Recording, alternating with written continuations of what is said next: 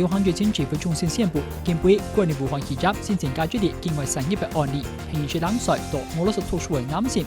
而家國內累計的感染有442例，其中400感染解除隔離。雖然近期增加出的確診，國內已經連年47日都冇本土病例。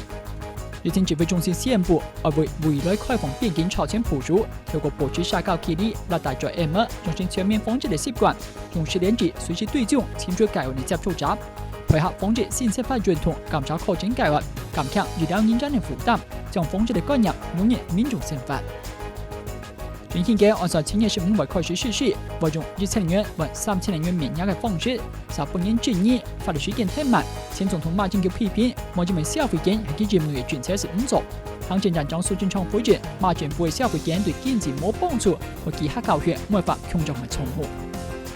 新北市從6月開始，太解封、包含表站堂、紀錄片放映站等公眾場館，總共78位都被解除管制。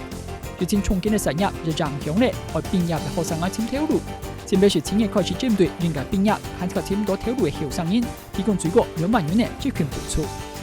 泰國進入武漢市場之前，從3月開始實施緊急狀態到6月底，國內跨國交通都受到限制。